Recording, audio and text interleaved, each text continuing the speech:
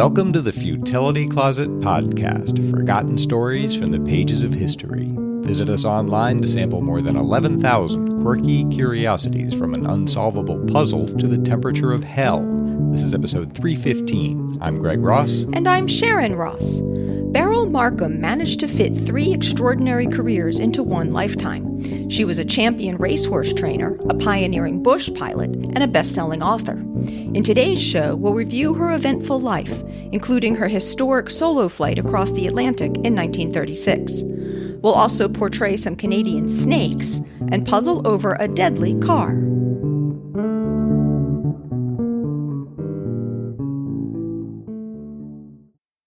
When Beryl Markham was 16 years old, a clairvoyant told her, "You will always be successful, but you will never be happy." It wasn't clear what success would mean for her. She'd grown up in such unique circumstances. She'd been born in 1902 into the fox-hunting upper class in the English village of Ashwell. But when she was still a toddler, her father had bought land in colonial British East Africa, what is now Kenya, hoping to farm and raise horses. The family started a farm there at Njoro, overlooking the Rift Valley.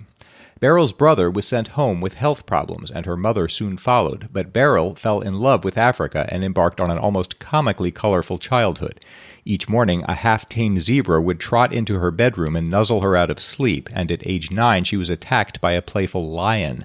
A neighbor's wife managed to teach her to read, but she had no patience for proper education and would rid herself of governesses by putting spiders in their beds.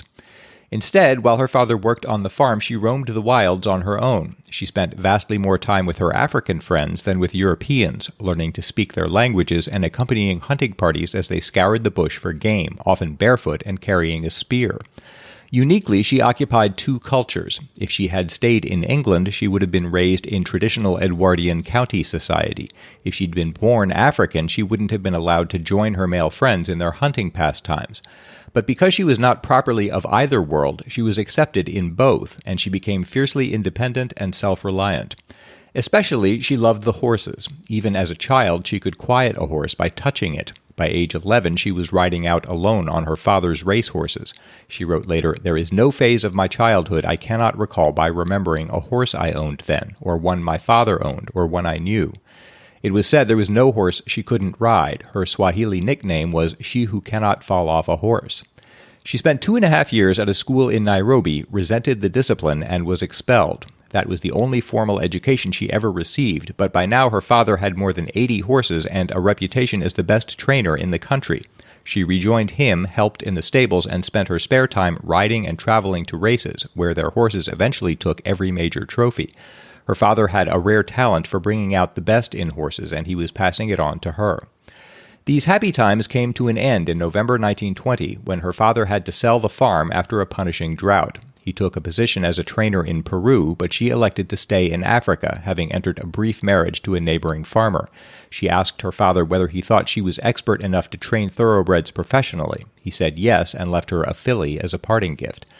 His confidence was well placed. By age 18, through hard work and exceptional talent, she had become the first female licensed racehorse trainer in Africa and possibly in the world. When her marriage ended shortly afterward, she moved to a farm on the floor of the Rift Valley, where her continued successes made her the toast of society.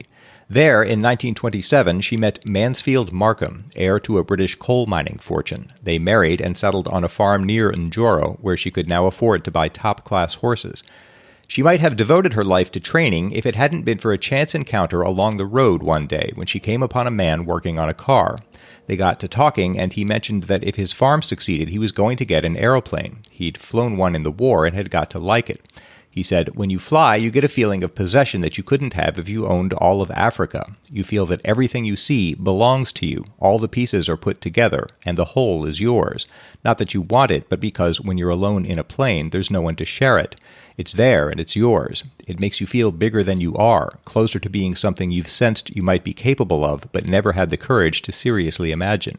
She later called this man destiny with pliers in his hand. She wrote, "He had been lavish with a stranger. He had left me a word, tossed me a key to a door I never knew was there, and had still to find." His name was Tom Campbell Black, and soon he was teaching her to fly in a gypsy moth biplane. She wrote, "Her propeller beat the sunrise silence of the Athi Plains to shreds and scraps. We swung over the hills and over the town and back again, and I saw how a man can be master of a craft and how a craft can be master of an element." As with horses, she found she had natural ability. She was flying solo after 8 hours of instruction, and though she was still married, the two of them entered a long-term affair. She told friends he was the love of her life. To accumulate flying hours, she bought her own 2-seater biplane and had it repainted in her horse racing colors, blue and silver. In it, she flew to Njoro and beyond, sometimes flying passengers. In the air, her horizons expanded enormously, and with them her ambition and confidence. In April and May 1932, with only 127 hours in her logbook, she flew to England, a journey of 6,000 miles crossing the Sudan, Egypt, the Mediterranean, and Europe. This was only 5 years after the very first flights between Kenya and England had even taken place. A few months later, she flew back again. In September 1933, with just under 1,000 hours in the logbook, she became the first woman in Kenya to earn a commercial pilot's license. Soon she was working as an aerial big game spotter for hunting safaris, the first pilot to scout game from the air on a commercial basis. She would search for any game on a client's trophy list, including lion, buffalo, and rhino, but she specialized in elephants. She would drop meticulous directions to the hunters in a leather message bag describing the animal, herd size, density of the bush, and distance from the hunting party, and giving a precise compass bearing to reach it. In 1935, she was, so far as she knew, the only professional woman pilot in Africa. She wrote, "I was my own employer, my own pilot, and as often as not, my own ground engineer as well."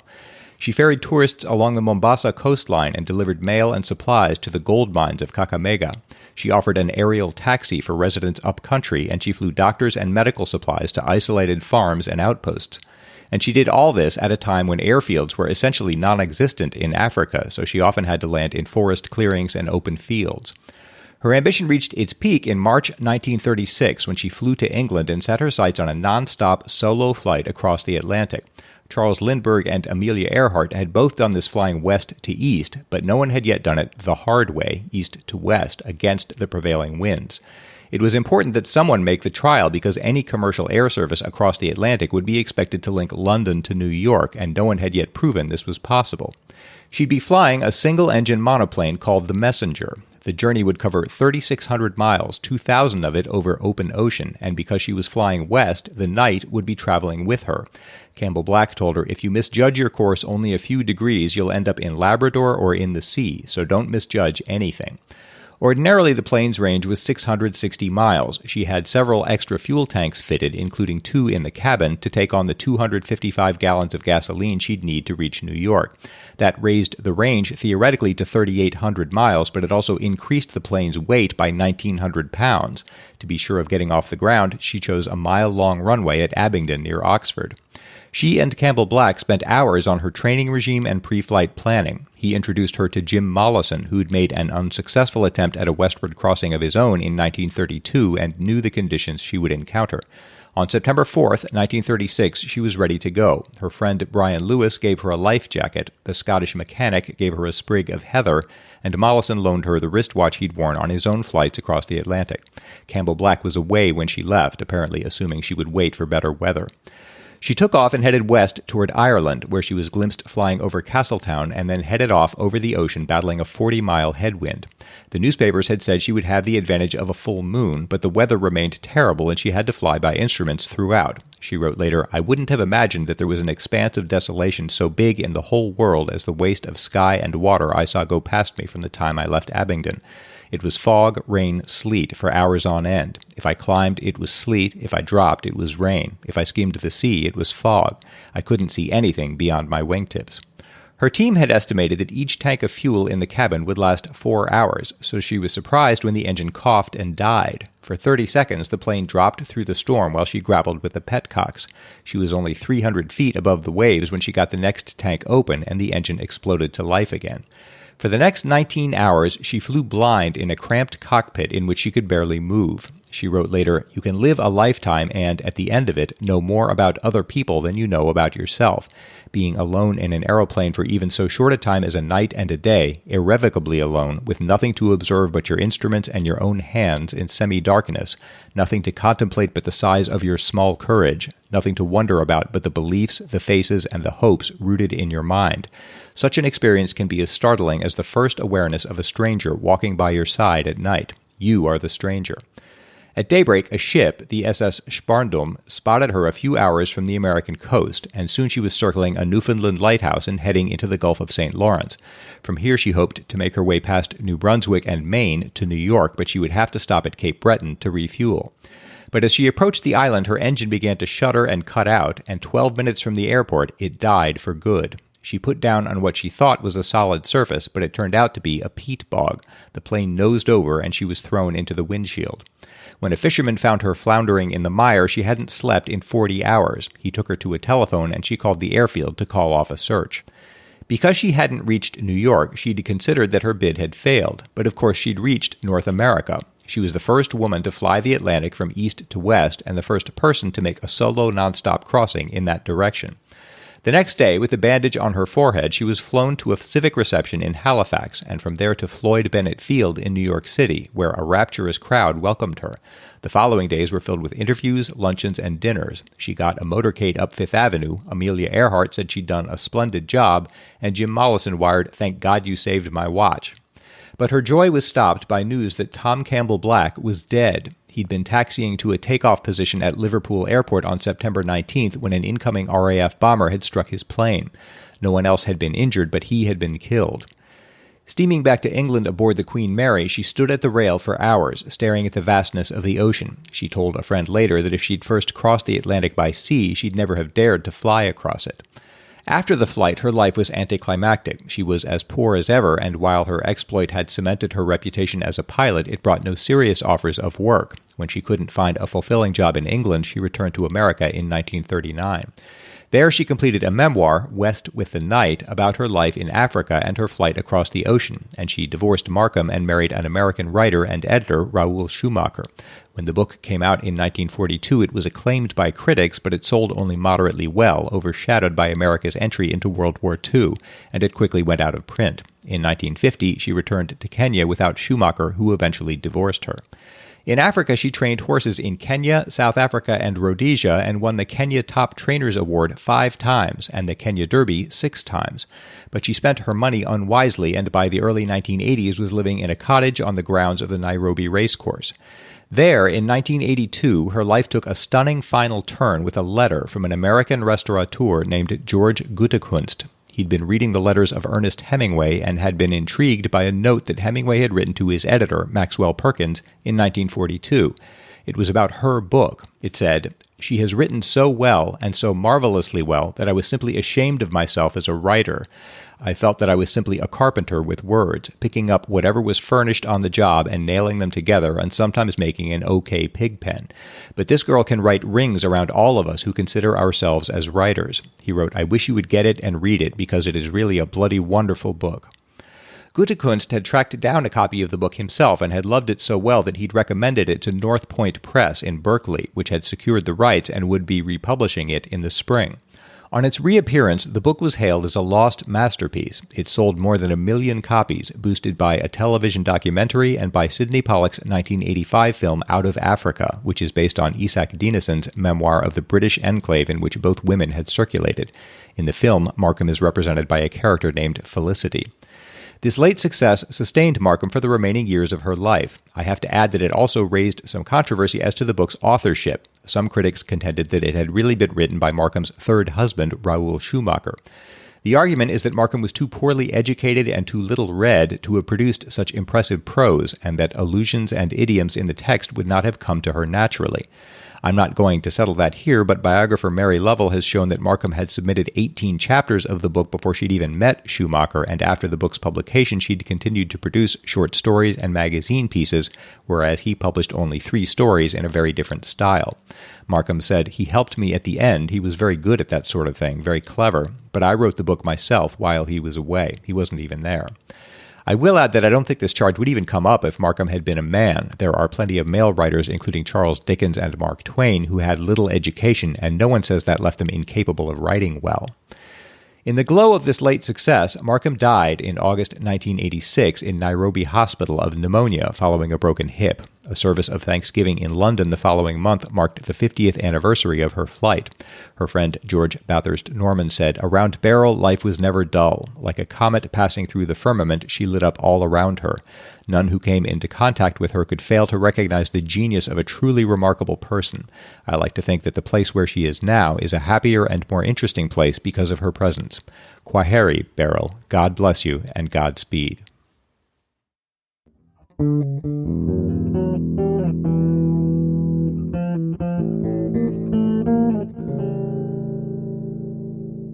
Futility Closet is supported entirely by our wonderful listeners.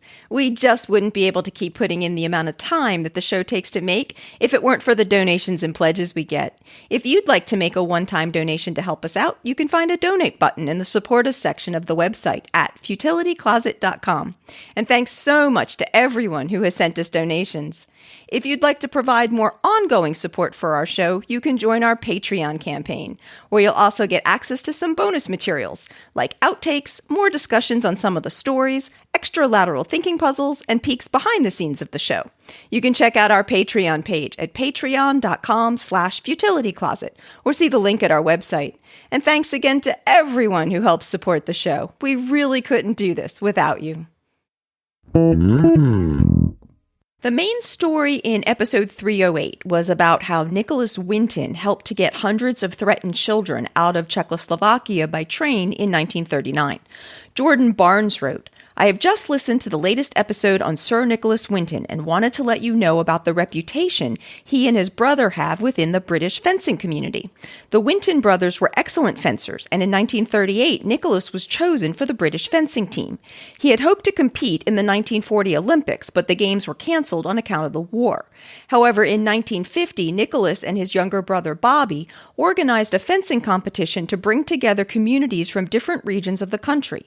The Winton Cup is now an annual competition held in their honor, and the prize trophy they donated is still in use to this day. This year's competition was understandably canceled, but otherwise it is the most popular team fencing competition nationwide. I will link a few pages for you to read at your leisure." So it's clear from what Jordan sent that Sir Nicholas and his brother Bobby are definitely known in the British fencing community. The British fencing website called Nicholas an extremely keen and well-decorated fencer, and the brothers are both remembered for establishing the Winton Cup, though it seems that fencing was even more of a lifelong passion for Bobby, who served for over 50 years on the executive committee of the British Amateur Fencing Association and thus significantly helped shape the sport. Still, it's an interesting little glimpse into a different side of Winton. Yeah, this came up in my research, but I didn't have time to pursue it. But I didn't realize they were competing at such a distinguished level. Yeah. Fred Kearns wrote, "Your podcast number 308 concerning Nicholas Winton interested me very much. I first became aware of this man by curiosity about his statue, which is on one of the platforms at Maidenhead Railway Station. I used to live in the area and travel through Maidenhead Station to visit customers in London. The whole business of rescuing children from Czechoslovakia is of particular interest to me, as my wife is Jewish. We both come from Ireland, from Belfast. Her family originated in Lithuania, and they were trying to get to America to escape the pogroms. This was in the late 19th century. The ship dropped them off in Belfast, in Northern Ireland, telling the family that this was America. As they knew no English, they knew no better. Almost penniless, they scavenged wood from crates used to bring tobacco to the Gallagher cigarette factory and set up a furniture business. They did very well at it, and by the middle of the 20th century had a thriving business and were well-to-do. The other reason that this is of particular interest to me is that my wife, Sally Hyman, now runs a charity which houses refugees in Greece. I am the charity secretary. We are a very small charity, and we are currently housing approximately 18 families. Over the years we have been operating, we have housed nearly 50 families.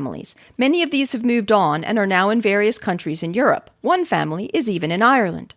I'm not telling you this in hopes of publicity, although if you did give a mention to Cribs International, that would be wonderful, but to explain my interest and to perhaps mention to people that this kind of work is still going on.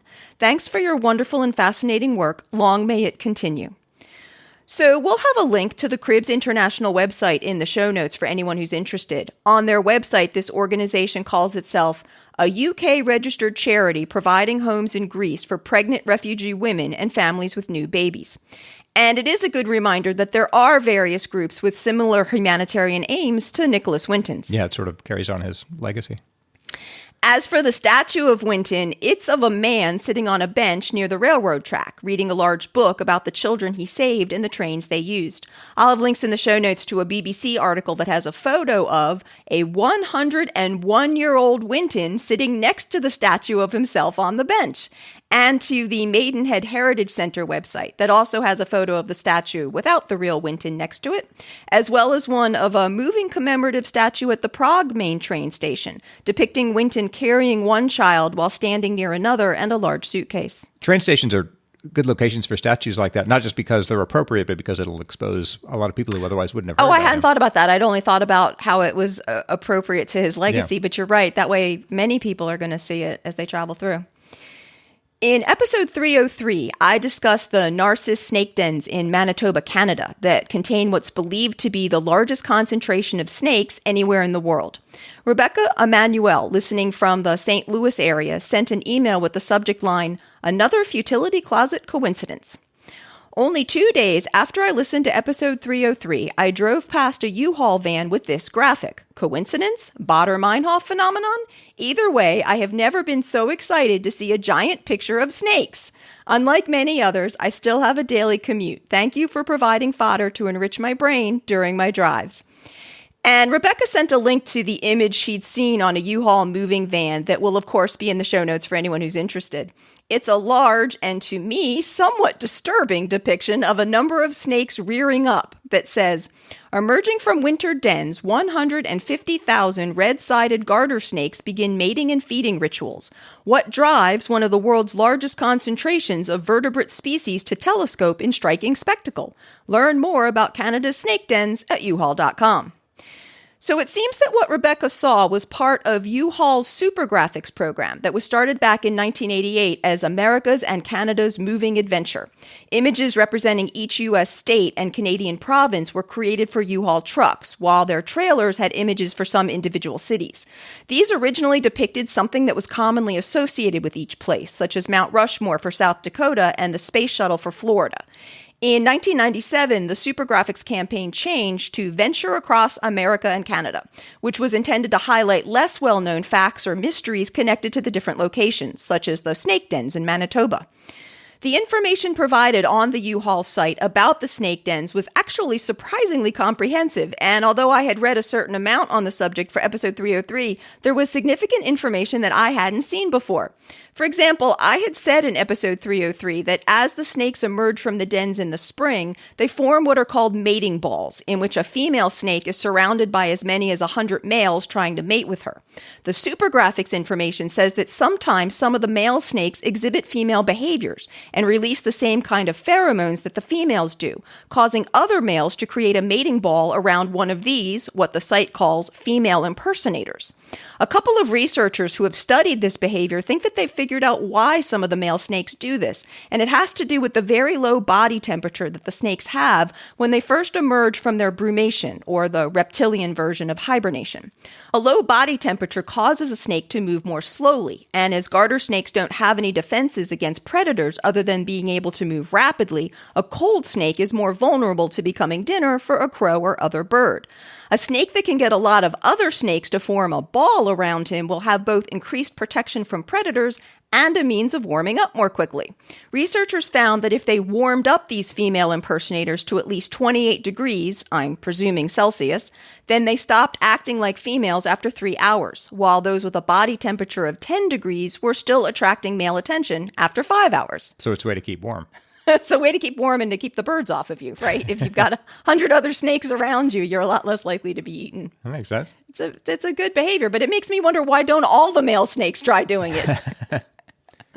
There will be a link in the show notes for the main Super Graphics page for Venture Across America and Canada, so that if you live in the U.S. or Canada, you can check out what Super Graphic was chosen for your state or province or territory. Some of them can be a bit surprising until you read some of the text that accompanies them, like a giant squid for Newfoundland with the text, "The first recorded encounter with the world's largest invertebrate took place off the coast of Newfoundland. What secrets of the deep were revealed with the discovery of the giant squid?" Or a camel for the Yukon, because apparently camels migrated from North American origins across a now submerged land. Or what looks like a zebra for Idaho, because The Hagerman horse grazed Idaho's ancient savanna over 3 million years ago. Fossils indicate this zebra-like species continued to evolve until 10,000 years ago, when all traces of the creature suddenly vanished. America's first horse. Was it a zebra? Was it a horse? The answer is, spoiler alert, apparently they still don't know. Thanks so much to everyone who writes to us. We really appreciate how much we learn from our listeners. So if you have anything that you'd like to add, please send that to podcast@futilitycloset.com. And I still appreciate those pronunciation tips. It's Greg's turn to try to solve a lateral thinking puzzle. I'm going to give him a strange-sounding situation, and he has to try to work out what's going on, asking yes or no questions. This puzzle comes from Marie Nearing with some minor rewording by me. Today, newer cars are generally safer than ever before, but purchasing a new car caused the death of one man's mother-in-law. How? The purchasing of it caused her death. No, not that literally. The car caused her death. Yes. So did he? Yeah. All right. Would you call this an accident? Yes. He didn't intend to kill her. Correct. By buying a car. Correct. Okay. Would you say she was killed by the car? No. Like run down or I don't even know what. No. Okay. Was it the expense of buying the car that somehow caused this? Man bought a car. Man bought a new car. Are there other people involved? There are, but not in a way that you need to figure out. His wife is not involved. His wife actually was involved, but not in a way that's going to help you solve the puzzle. Sorry, I'm just being technically correct here. Nobody else needed to have been involved. Let's go with that. Okay. It's just, this is a true story. So in the story, the wife was actually involved. Okay. So the mother-in-law died after the car was was bought. Yes. Later in time. Yes. So he goes out and buys a car. Yes. Brings it home. Yes. And at some time after that, his mother-in-law died in Yes. a way that wasn't directly related to the car. Well, Wasn't killed by the car. It wasn't killed by the car, but I would say it was directly related to the car. If he hadn't bought the car, she wouldn't have died. That is correct. Well, where do you go with that? I don't want to have to guess her cause of death because we'd be here a long time. It might be not obvious. I'm sorry, I asked you if it was an accident. You said... You would call it an accident. Yeah, it definitely wasn't deliberate. Yeah. Was the car traveling at the time of her death? Moving at the time of her death? I think actually at the time of her death, it was not moving. But shortly before that, it was? Yes. Although that's not really relevant. It didn't need to have been moving. Oh. Wow. Okay. Could this have happened if he'd never driven the car? If he had never driven the car? Yes. This still would have happened if he'd bought this car. Just bought it. He just bought it, drove it home, put it in the garage. Would she still have died? If he had never driven it, yes. Was the mother-in-law driving the car? No, but his wife was, with the mother-in-law as a passenger. Was his wife somehow confused into thinking this was not the new car and she was familiar with another car, something like that? No. But if he had never bought this car, if they still had his old car, presumably his mother-in-law would not have died. Even if the same events happened, like Yes. the wife drove the mother-in-law Correct. somewhere where they were going. Correct. The car got into an accident? No. Or some mishap? No. No. Did the mother-in-law die in the car? Yes. And the car itself was fine, would have looked fine to all appearances. Was there some, I don't know, like a gas leak or something in the car? Something along those lines. Some defect in the car? No, you wouldn't say a defect in the car. Some safety measure? You wouldn't say a safety measure, but Some mishap happened in the car. some mishap happened in the car, but you wouldn't blame the car for it. Was she doing something unwise herself? The That led to mother-in-law? this? Yeah. No. No. Right. She was presumably just sitting in the passenger seat being driven.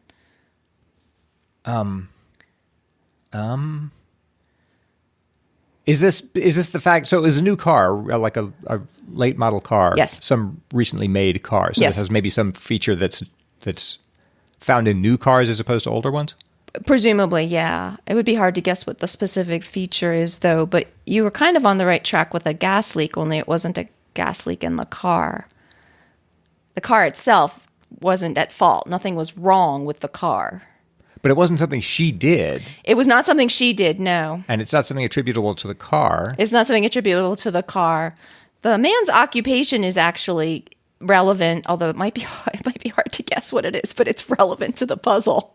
And does that have to do with the make of the car? No. He didn't buy the car for work. He did buy the car to use in his job, and that directly contributed to his mother-in-law's death. Okay. So his job involves traveling. His job does involve traveling. Let's see if this helps you. I know this is kind of a weird puzzle, but he was a delivery man for Dippin' Dots, which is a kind of ice cream snack. So he had to transport those around in his car. I don't know if that's going to help you or not. His mother-in-law died. Yes. Okay, so was there something in the car that was designed to keep these cold? Yes. And so is that related to what killed her? Yes. He had coolers full of dry ice in the car, but how does that relate to a newer car being the problem? Was it an electric car? No. A newer car? Something to do with the power? No. And you say it's nothing to do with safety measures in the car? Right. So there are coolers, I guess electrically powered coolers in the car. No, they're just coolers full of dry ice. Oh, right. Okay. I should just tell you, this is too hard to guess. It's just that the new car had better sealing. It was better sealed, better insulated, and the dry ice was toxic. See, so this actually happened in Washington State in 2018 because dry ice it's a solid form of carbon dioxide, and it turns into carbon dioxide gas, which in an enclosed space is toxic as it displaces oxygen. And the car was so well sealed. It was so well sealed for it because the older models were just more leaky and less insulated. But her daughter wasn't. Yeah, the man actually found the wife who was driving, both the wife and the mother-in-law, unconscious and got help for them. And the older woman unfortunately died. And the county sheriff's spokesman said, quote, he recently got a new car. The newer car probably had better sealing. So this had never happened in his old car. That's terrible. So thanks to Marie for that unfortunately fatal puzzle, but maybe one that will serve as a useful warning to someone else. Don't keep dry ice in your car. And if anyone else has a puzzle for us to try, please send it to us at podcast@futilitycloset.com. Futility Closet really relies on the support of our listeners. If you'd like to help support our celebration of the quirky and the curious, please check out our Patreon page at patreon.com/futilitycloset or see the support us section of the website at futilitycloset.com. While you're at the site, you can also browse through Greg's collection of over 11,000 bite-sized distractions. Check out the Futility Closet store, learn about the Futility Closet books, and see the show notes for the podcast with links and references for the topics we've covered. If you have any questions or comments for us, you can email us at podcast@futilitycloset.com. All our music was written and performed by Greg's incredible brother, Doug Ross. Thanks for listening, and we'll talk to you next week.